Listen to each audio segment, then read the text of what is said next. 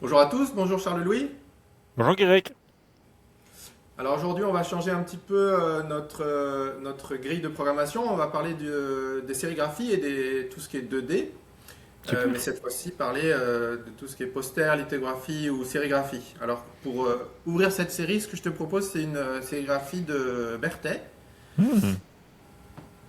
et qui est à l'entrée de chez moi. C'est la première Waouh, elle est chose magnifique. qu'on Oui, j'avais voit. déjà vu sa sérigraphie. Oh là là, qu'est-ce qu'elle est belle. Première chose qu'on voit quand on rentre chez moi. Donc c'est une sérigraphie de 2002 qui a été faite par l'atelier de Yves Amathéis à Bruxelles, je pense. Alors c'est une série qui s'appelle Voyage, qui a été faite en coordination avec Berthet et elle contient cette série deux sérigraphies. Donc celle-ci qui est à 90 exemplaires. Tandis qu'il y en a une autre où effectivement on a une pin-up qui sort de l'avion. Je pense que c'est un Constellation. Elle se trouve à côté de l'hélice. L'avion est globalement bleu. Et donc c'est cette série Voyage qui a été faite par Yves Amathéis en 2002. Je le trouve absolument magnifique. Alors évidemment on a le côté graphique de Berthet qui est très épuré, hein, avec une pseudo-ligne claire. Mais effectivement on a la mise en focus là, sur les belles pin-up. Tandis que les décors sont tout à fait représentatif de ce qu'on peut faire en sérigraphie avec des aplats. Et donc, on va expliquer aussi un petit peu pourquoi les sérigraphies sont si intéressantes dans leur format.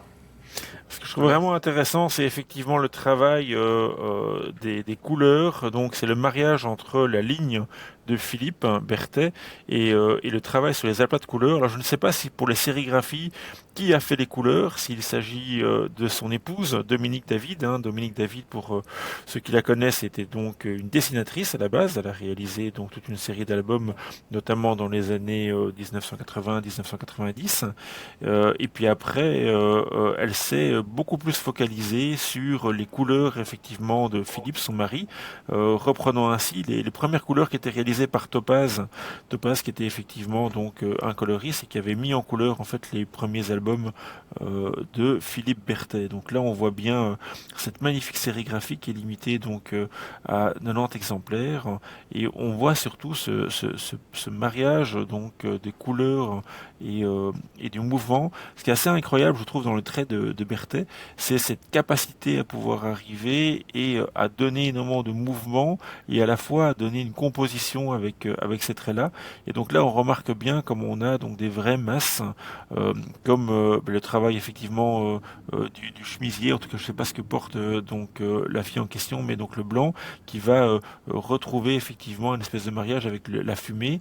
Et tout ça va trancher avec les petits filins qui descendent du haut et qui repartent vers le bas et qui apportent effectivement toute la finesse en fait à l'ensemble, alors que pour finir, on se retrouve avec une image qu'on pourrait trouver globalement assez simple, mais qui est tout à fait enfin qui est pleine d'atmosphère et qui remplit pleinement effectivement comme le titre l'évoquait le sentiment du voyage. Le sac qui est à côté, effectivement, de cette jeune femme, je trouve, est très bien. Et j'aime beaucoup sa posture parce que elle a un pied qui est en avant, qui est un peu tourné, et elle a une posture qui est à la fois qui est très naturelle et qui n'est pas du tout artificielle. Si ces deux pieds étaient effectivement de part et d'autre et parallèles, je pense que elle aurait du mal à s'appuyer comme elle le fait. Mais le fait qu'elle ait sa jambe gauche un peu mise en avant donne beaucoup plus de réalisme à l'ensemble, en fait.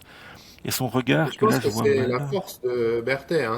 Pour moi, la force de Berthet, c'est non seulement de dessiner des belles femmes, mais surtout, effectivement, avec des postures extrêmement naturelles. Alors, il faut savoir que quand Philippe dessine ce genre de choses, alors voilà, si l'image se stabilise un peu, je vais même avoir un peu plus de détails. Quand Philippe dessine effectivement ce genre de femmes, il va, et sans aucune prétention ou malveillance, il les dessine en réalité nues, c'est-à-dire sans vêtements, et puis il rajoute les vêtements après. Je pense que ça se sent très fort là dans cette jupe qui vole, parce que si on essaie d'arriver de faire la jupe qui vole tout d'abord, on va pas avoir ce côté de légèreté et avoir en même temps effectivement cette silhouette qui se se dessine dessous.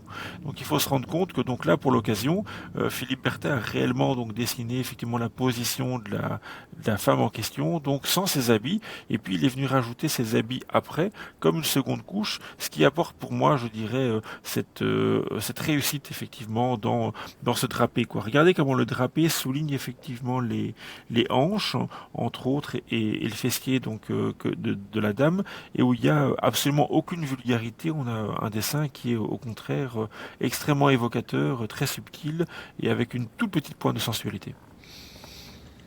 Exactement. Donc c'est aussi ce qu'on aime et ce qu'on apprécie, c'est d'évoquer les choses sans aller dans la vulgarité. C'est ce qu'on apprécie chez Berthet. Merci Charles-Louis. Merci à Merci. tous. Merci.